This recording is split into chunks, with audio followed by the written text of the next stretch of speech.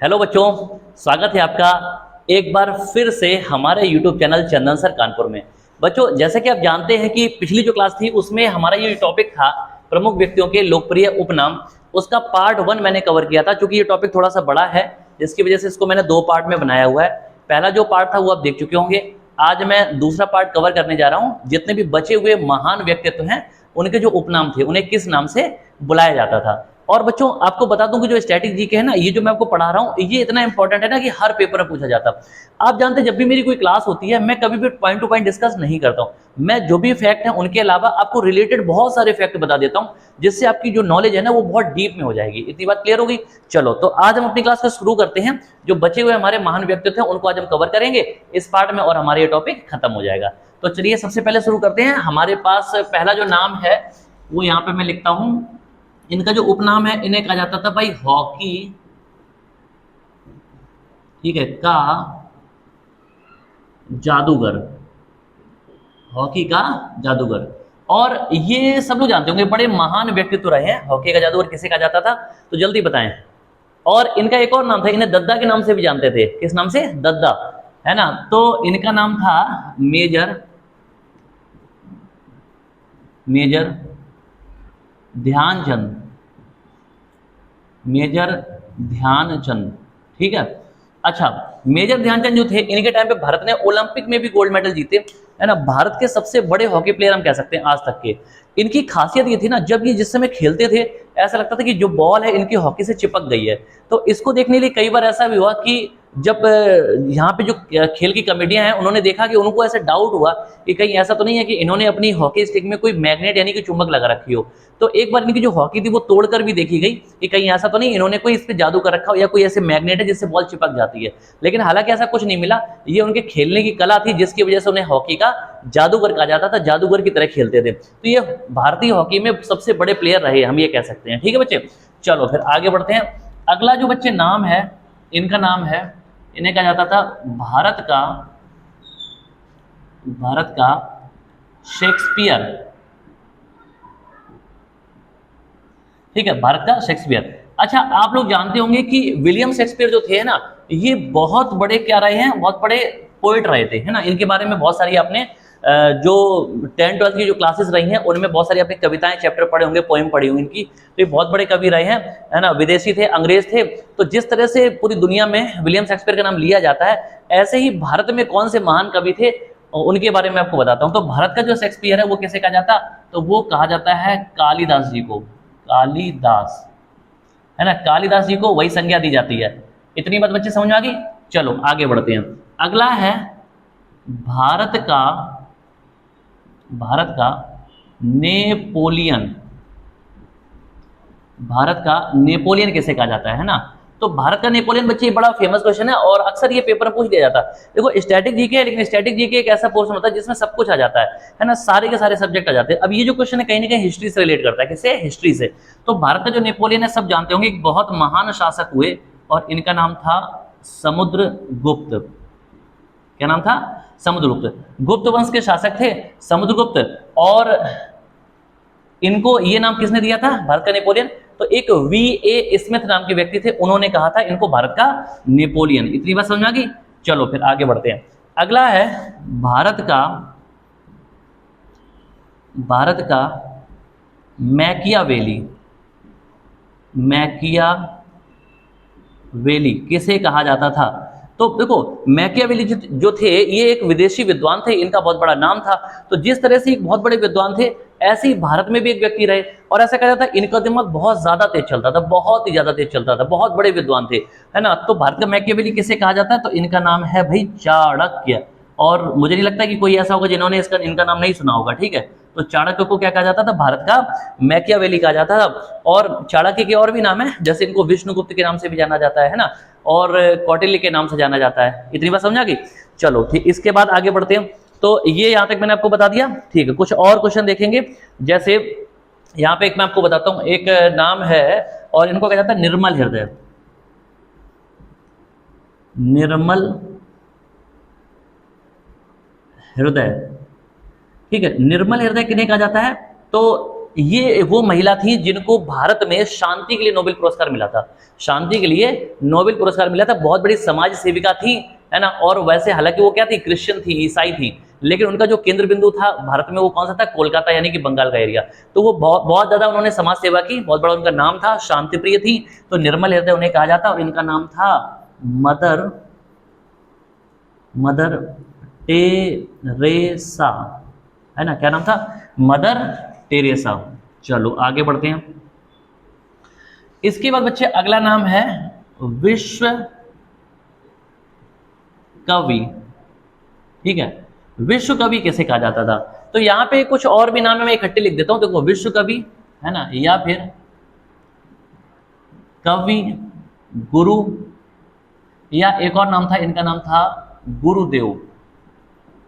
ये एक ही व्यक्ति हैं जिनको ये तीन अलग अलग उपनाम दिए गए, ठीक है। विश्व कवि, कवि गुरु और गुरुदेव, ये एक ही व्यक्ति को दिए गए। और इनका नाम क्या था, तो इनका नाम था, सब जानते होंगे, रविंद्र नाथ टैगोर जी, है ना, जिन्होंने क्या लिखा, जनगण मन, है ना, रविन्द्रनाथ टैगोर जी।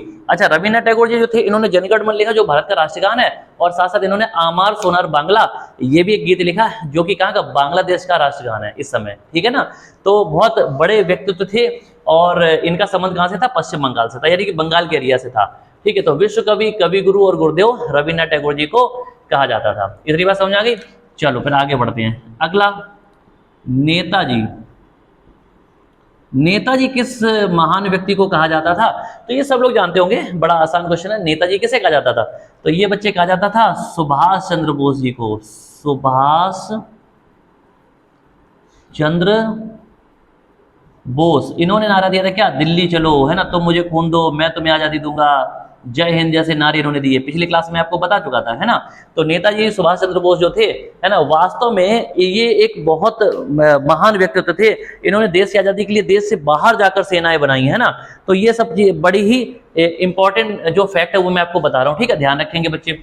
चलो आगे बढ़ाते हैं। अगले, इसके बाद अगला जो नाम है वो है वयोवृद्ध पुरुष, वयोवृद्ध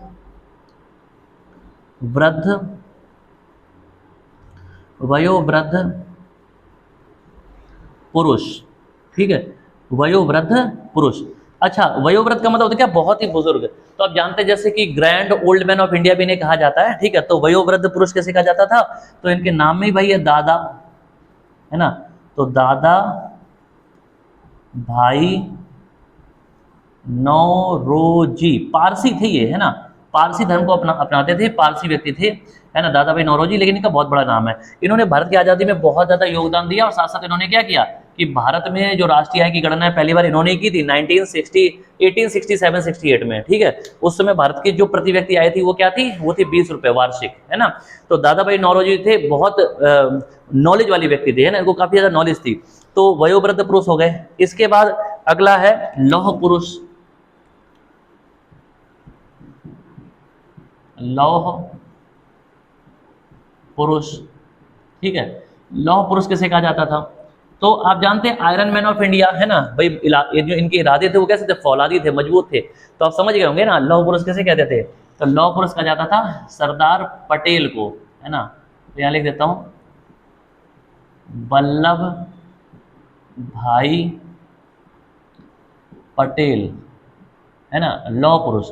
अच्छा देखो, अगर क्वेश्चन आ जाए कि भाई सरदार किसे कहा जाता था, तो यहाँ पे इन्हीं को कहा जाता था, क्योंकि बारदोली की महिलाओं ने इनको सरदार की उपाधि दी थी। तो सरदार वल्लभ भाई पटेल, तो सरदार भी उपाधि और लौह पुरुष भी इन्हें कहा जाता था। इसके बाद है शांति पुरुष, शांति पुरुष। ऐसे कौन से व्यक्ति थे जिनको शांति पुरुष कहा जाता था, शांति पसंद थे बहुत ज्यादा, है ना। तो वैसे आमतौर पर जब भी कभी शांति और अहिंसा की बात आती है तो बात कौन करता है, शांति सत्य और अहिंसा की बात होती है तो बात होती है गांधी जी की। लेकिन ये गांधी जी नहीं थे। जब शांति पुरुष की बात करेंगे तो इनका नाम था हमारे देश के दूसरे प्रधानमंत्री लाल बहादुर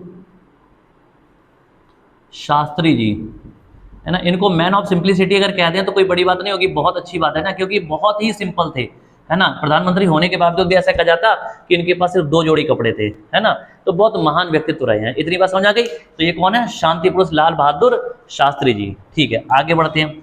इसके बाद अगला है दीन बंधु, दीन बंधु। ठीक है, तो दीन बंधु किसे कहा जाता था, कौन मुझे बताएगा? दीन बंधु कहा जाता था सी एफ एंड्रयूज को, सी एफ एंड्रयूज को। इनको क्या कहा जाता था? तो इनको कहा जाता था दीन बंधु। ठीक है, अच्छा इसके बाद अगला जो नाम है वो है देश बंधु। मुझे उम्मीद है कि यहाँ पे शायद आ जाए देश बंधु। ठीक है, तो ये नाम क्या है? देश बंधु। देश बंधु कौन थे भाई? तो ये भी बहुत बड़े नेता थे, इनका नाम था चित्तरंजन दास। ठीक है, क्या नाम था? चित्तरंजन दास। अच्छा देखो, दीनबंधु सी एफ एंड्रयूज और देश बंधु कौन थे? चित्तरंजन दास जो थे, इन्होंने क्या किया था? इन्होंने स्वराज पार्टी की स्थापना की थी, है ना। मोतीलाल नेहरू जो थे उनके साथ मिलकर इन्होंने क्या किया था? स्वराज पार्टी की स्थापना की थी। इतनी बात समझ में आ गई? तो देश बंधु दीन बंधु हमने पढ़ लिया। इसके बाद हम पढ़ेंगे बंग बंधु, है ना। बंग बंधु, बंग बंधु। बंग बंधु का क्या मतलब? देखो, बंग मीन्स होता है बंगाल और बंधु मीन्स वहां का भाई या जो हितैषी होता है, अच्छा सोचने वाला। तो बंगाल का जो बंधु, बंगाल का जो भाई है, मित्र है, वो कौन है? तो इनका नाम था शेख, ठीक है, मुजीबुर रहमान। मुजीबुर रहमान, है ना, शेख मुजीबुर रहमान। अच्छा, ये शेख मुजीबुर रहमान कौन थे? तो मैं आपको बता दूं कि जिस तरह से भारत में जो राष्ट्रपिता है वो गांधी जी को कहा जाता है, पाकिस्तान में राष्ट्रपिता किसे कहा जाता है? मोहम्मद अली जिन्ना को कहा जाता है। ऐसे ही बांग्लादेश के जो सबसे महान नेता रहे हैं उनका नाम है शेख मुजीबुर रहमान। इनको बांग्लादेश का राष्ट्रपिता कहा जाता है। तो क्या नाम है? शेख मुजीबुर रहमान। इतनी बात समझ आई? चलो आगे बढ़ते हैं। इसके बाद है जननायक।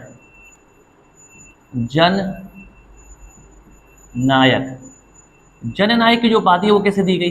तो ये दी गई थी कर्पूरी ठाकुर जी को।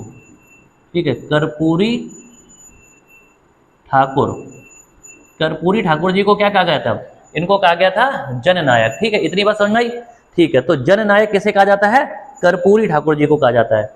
इसके बाद अगला आता है, देखो जन मीन्स क्या होता है? लोग, और लोगों से मिलता जुलता है, एक है लोकनायक, है ना। लोक मीन्स भी लोग होता है, जन मीन्स भी लोग होते हैं। ठीक है, तो लोकनायक किसे कहा जाता था? तो ये भी बहुत बड़े और महान नेता रहे, बिहार के थे और देश की आज़ादी में भी इनका काफी रोल रहा। इनका नाम था जयप्रकाश नारायण। जयप्रकाश नारायण, है ना। इनको शॉर्ट में जेपी के नाम से जाना जाता था। ठीक है, जयप्रकाश नारायण। ठीक है भाई, आगे बढ़ते हैं। अगला नाम है लोकमान्य। लोकमान्य, अब लोकमान्य किसे कहते थे? तो ये सब लोगों ने सुना होगा। लोकमान्य कहा जाता था बाल, ठीक है, गंगाधर तिलक को, है ना। किसे कहते थे? बाल गंगाधर तिलक को। तो लोकमान्य जो है, जो उपनाम था, उपाधि थी, वो कैसे कहा जाता था? बाल गंगाधर तिलक को। अच्छा, आपने लाल बाल पाल सुना होगा। तो लाल का मतलब क्या है? लाला लाजपत राय, जिनके बारे में मैंने आपको भी बताया था, पंजाब केसरी, है ना। और बाल का मतलब बाल गंगाधर तिलक, और पाल जो थे वो कौन थे? विपिन चंद्र पाल। ये तीनों ही साथ के नेता थे। गरम दल जब बना था कांग्रेस से अलग होके, तो उसमें ये शामिल थे। इनके अलावा अरविंद घोष भी नेता थे, है ना। तो ये बड़े महान व्यक्ति रहे हैं। तो ये मैंने आपको बता दिया। ठीक है, आगे बढ़ते हैं। अगला है शेरे कश्मीर, है ना। शेरे कश्मीर, शेर ए कश्मीर। शेरे कश्मीर की जो उपाधि है, या हम कह सकते हैं जो उपनाम है, वो किस नेता को दिया गया? तो इनका नाम था शेख अब्दुल्ला। ठीक है, अच्छा आप देख रहे होंगे कि इस समय जम्मू कश्मीर में उमर अब्दुल्ला और फारूक अब्दुल्ला जो हैं, है ना, इन्हीं के ये कौन थे? दादा परदादा थे। तो इनका नाम क्या था? शेख अब्दुल्ला। ठीक है, तो शेख अब्दुल्ला को क्या कहा जाता है? इनको कहा जाता है शेर ए कश्मीर कहा जाता है ना। तो उम्मीद है कि आप इतना समझ रहे होंगे। ठीक है, अगला है राजर्षि। ये भी मैंने कई बार आपको पहले डिस्कस किया होगा। राजर्षि, ये उपनाम किसे दिया गया था? तो राजर्षि बच्चे दिया गया है, इनका नाम था पुरुषोत्तम दास टंडन जी। पुरुषोत्तम दास टंडन, है ना, पुरुषोत्तम दास टंडन। पुरुषोत्तम दास टंडन जी थे, इनके नाम पे राजर्षि टंडन मुक्त विश्वविद्यालय यानी कि ओपन यूनिवर्सिटी की स्थापना की गई। कहाँ पे? प्रयागराज में, है ना। तो ये इनका भी बहुत बड़ा रोल रहा था। और इनका नाम क्या है? अच्छा, ये जब राजनीतिक भी थे भारतीय, अगर हम उत्तर प्रदेश की बात करेंगे, है ना, तो उत्तर प्रदेश की जो विधानसभा और विधान परिषद के बारे में पहले आपको बताया होगा, तो उसमें भी इनका नाम लिया, तो शुरुआती दौर में उससे जुड़े रहे थे, है ना। तो पुरुषोत्तम दास टंडन जो है, इनको क्या कहते थे? राजर्षि कहते थे, है ना। इतनी बात सबको समझ में आ गई? चलो फिर आगे बढ़ते हैं। राजर्षि हो गए, ठीक है। अगला है भाई कि जैसे भारतीय फिल्मों का पितामह, है ना, तो ये किसे कहते थे? यहाँ पे मैं कहीं लिख देता हूँ, तो यही लिख देता हूँ, भारतीय, ठीक है, फिल्मों के पितामह, पितामह, है ना। ये किसे कहा जाता है? तो ये कहा जाता है दादा साहब फाल्के को, दादा साहब फाल्के। तो दादा साहब फाल्के जो थे, इनको भारतीय फिल्मों का पितामह कहा जाता है। इसका ये मतलब है कि शुरुआती दौर में, है ना, जब भारतीय फिल्मों की शुरुआत हुई थी, तो पूरे भारतीय सिनेमा में जो सबसे ज्यादा योगदान था वो किसका था? वो इन्हीं का था, है ना। इतनी बात सबको समझ आ गई? चलो फिर आगे बढ़ते हैं। इसके बाद अगला है कि हम इनको बोलते हैं गुरुजी। यहाँ पे मैं कहीं लिख देता हूँ जहाँ पे जगह है, ठीक है, तो यहाँ पे थोड़ी सी जगह कम है, यहाँ लिख देता हूँ गुरुजी। गुरुजी किससे कहा जाता था? तो इनका नाम था MS, ठीक है, गोलवरकर, ठीक है, गोलवरकर, ठीक है। तो गुरुजी जो उपाधि थी वो किसे कहा जाता था? MS गोलवरकर को कहा जाता था। अब गुरुजी से मिलता जुलता क्या है? राजा जी। यहाँ पे मैं लाइन कर देता हूँ, ठीक है, राजा जी। तो ये किसे कहा जाता था? ये भी एक महान व्यक्तित्व थे, पहला भारत रत्न इनको मिला था। और इनका नाम था, साउथ के रहने वाले थे, दक्षिण भारत के, इनका नाम था चक्रवर्ती, ठीक है, राज गोपालाचारी, ठीक है, चक्रवर्ती राजगोपालाचारी इनका नाम था।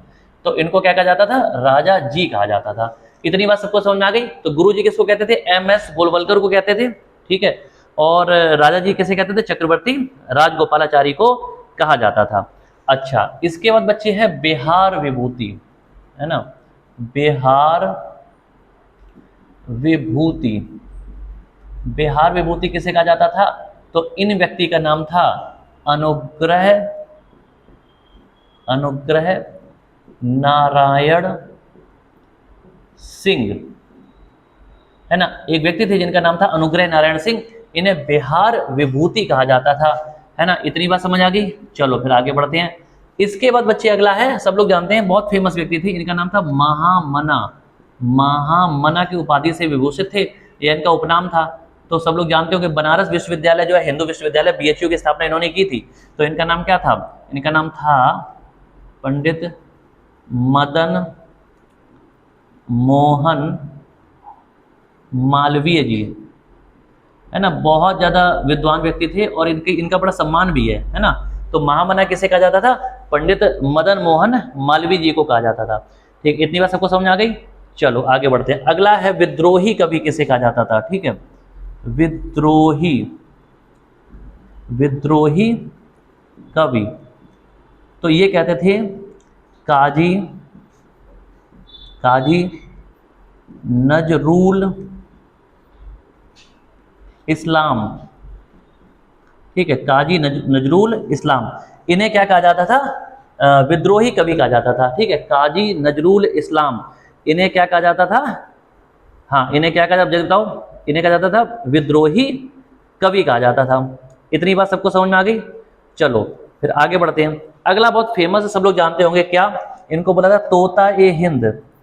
ठीक है, तोता ए हिंद। तोता ए हिंद बच्चे कहा जाता था किसको? अमीर खुसरो को, है ना। अमीर खुसरो है ना। अमीर खुसरो को क्या कहा जाता था? तोता ए हिंद कहा जाता था। अमीर खुसरो के बारे में आपको थोड़े से फैक्ट बता दूं। देखो, अमीर खुसरो जो है, इनके बारे में कई क्वेश्चन बनते हैं। इनका जन्म कहाँ पे हुआ था? तो उत्तर प्रदेश में जो कासगंज डिस्ट्रिक्ट है, एटा और कासगंज आपने सुना होगा, वहां पे पटियाली नाम का गांव है, वहां पे इनका जन्म हुआ था। इनको सितार और तबले का आविष्कारक कहा जाता है। साथ साथ जो कव्वाली होती है ना, उसकी शुरुआत भी इन्होंने की थी, है ना। और ये दिल्ली सल्तनत में लगभग 8 सुल्तानों के दरबार में रहे थे। 8 सुल्तानों के दरबार में ये क्या थे, राजकवि थे। तो अमीर खुसरो एक महान व्यक्तित्व थे अगर हम संगीत के क्षेत्र में बात करेंगे, है ना। तो ये बच्चों मैंने आपको काफी सारे बता दिए। अच्छा, इसके अलावा जैसे एक दो और हैं जो रह गए हैं, लेकिन दिक्कत ये है कि बोर्ड पे जो है जगह नहीं बची हुई है, जिसकी वजह से शायद मैं आपको नहीं बता पा रहा हूँ, है ना। तो फिर भी कोई बात नहीं, मैं आपको ऐसे ही बता देता हूँ। देखो, एक मैन ऑफ डेस्टिनी जैसे कहा जाता है किसे, नेपोलियन बोनापार्ट को। नेपोलियन बोनापार्ट को क्या कहा जाता है, मैन ऑफ डेस्टिनी कहा जाता है। मैन ऑफ डेस्टिनी किसे कहा जाता है, नेपोलियन बोनापार्ट को। अच्छा, इसके अलावा एक और है उपनाम जिनको बाबूजी कहा जाता है। बाबूजी, तो आपने बहुत फेमस नाम सुना होगा, बाबूजी कहा जाता है जगजीवन राम जी को। बाबू जगजीवन राम उनका पूरा नाम लिया जाता है।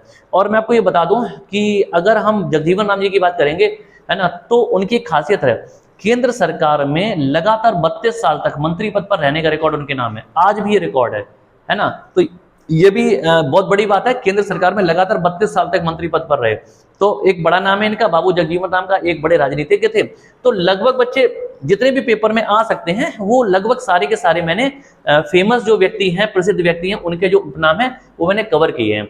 तो इनको अच्छे से पढ़ें। अगर एक बार में आपको याद नहीं हो रहे तो दूसरी बार देखें इस लेक्चर को, तीसरी बार देखें, 2-3 बार देखेंगे तो याद हो जाएगा, ठीक है। तो दोनों लेक्चर आप अच्छे से देखें और मुझे उम्मीद है कि ये टॉपिक आपका पूरा अच्छे से कवर हो जाएगा। तो इसी तरह की बेहतरीन क्लास के साथ बच्चे हमारे साथ बने रहिएगा। जल्दी मैं एक और जबरदस्त टॉपिक आपके सामने लेकर आऊंगा अगली क्लास में। तब तक के लिए बच्चों नमस्कार, जय हिंद बच्चों।